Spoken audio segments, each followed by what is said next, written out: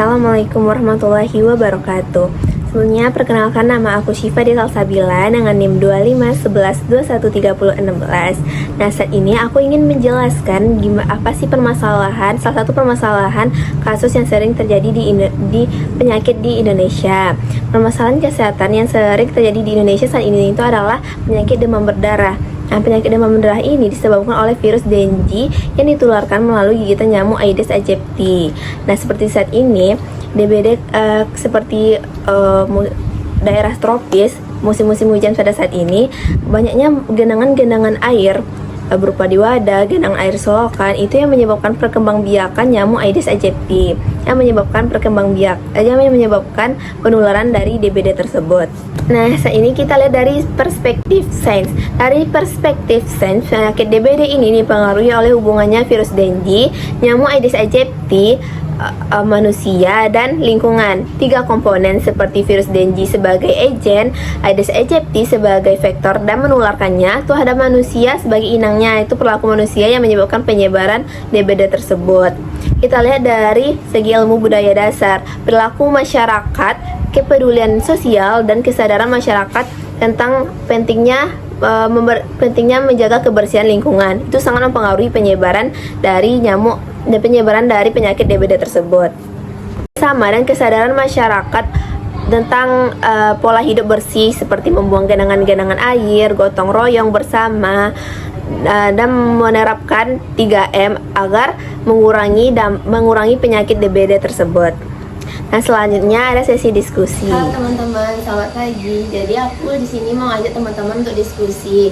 Dan sebelumnya kenalin aku Syifa di Salsabila. Di sini aku ngajak teman-teman diskusi dan membahas tentang perspektif sains pada kasus demam berdarah. Sebelum kita masuk dalam sesi diskusi ini, aku mau menginformasikan dulu bahwa DBD itu merupakan salah satu penyakit yang masih sering terjadi di Indonesia, terutama pada musim hujan.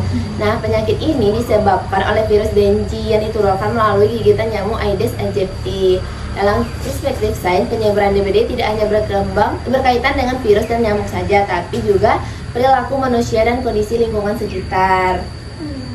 Nah, kalian tahu nggak sih kalau DBD ini masih menjadi masalah kesehatan di Indonesia sampai sekarang? Ya, aku sering dengar sih, soalnya banyak juga berita orang kena DBD, apalagi pas musim hujan. Betul, DBD itu termasuk penyakit endemik dan epidemik yang banyak kita temui di daerah subtropis dan tropis seperti di Indonesia. Nah, pertama kali DBD ini ditemukan di Surabaya pada tahun 1938. Nah, penyakit ini itu ditularkan lewat gigitan nyamuk Aedes aegypti yang membawa virus Dengue. Oh, aku ada banyak perspektif nih, tapi kalau misalnya dilihat dari perspektif sains nih, Cip, sebenarnya DBD itu gimana sih? Nah, Rep, jadi dalam perspektif sains, penyakit DBD itu melibatkan 3 organisme. Pertama tuh ada virus Dengue, itu kedua ada nyamuk Aedes aegypti itu sebagai vektor, dan kita manusia sebagai inangnya. Makanya penyebaran DBD itu di tiap daerah itu berbeda-beda tergantung lingkungan, cuaca, kebersihan, dan perilaku masyarakat. Berarti nyamuk Aedes itu punya peran penting ya dalam penyebaran DBD, Cip? Benar banget, Mot. Jadi virus Dengue itu ditularkan oleh orang yang sakit, kayak orang yang sehat seperti kita ini, melalui gigitan nyamuk Aedes. Nah, di Indonesia ada beberapa jenis nyamuk Aedes bisa menularkan virus Dengue seperti Aedes aegypti, Aedes albopicus, dan Aedes scutellaris. Tapi yang paling berperan besar itu adalah Aedes aegypti karena nyamuk ini banyak ditemukan di dalam rumah dan berkembang biak di tempat pengampungan air. Makanya kasus DBD ini tuh terjadi di lingkungan yang banyak genangan air dan kurang terjaga kebersihannya.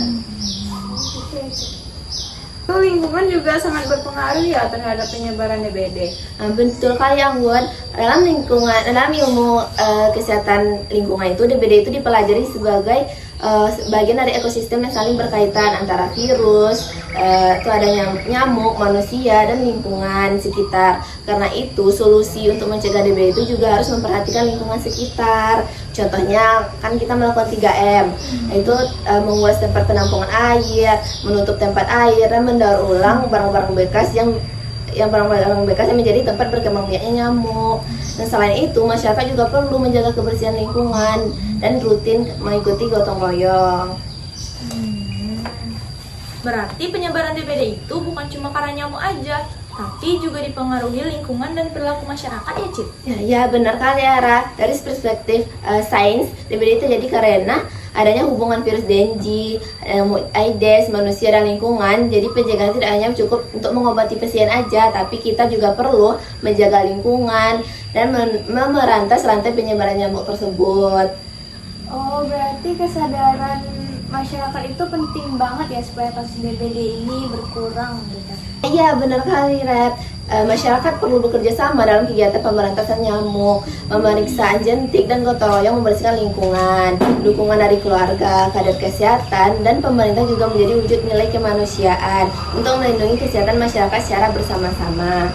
Nah, nilai tanggung jawab memiliki peran besar. Setiap individu tuh bertanggung jawab untuk menjaga kebersihan rumah, kebersihan diri sendiri juga. Terus agar nyamuk-nyamuk berkembang biak, nyamuk-nyamuk yang berkembang biak seperti nyamuk Aedes aegypti itu bisa kita cegah. Nah, pemerintah dan tenaga kesehatan juga bertanggung jawab untuk memberikan edukasi, pengawasan dan intervensi yang tepat agar nyamuk DBD ini bisa dikendalikan. Nah, sekian diskusi kita pada pagi hari ini. Sekian dari aku. Assalamualaikum warahmatullahi wabarakatuh.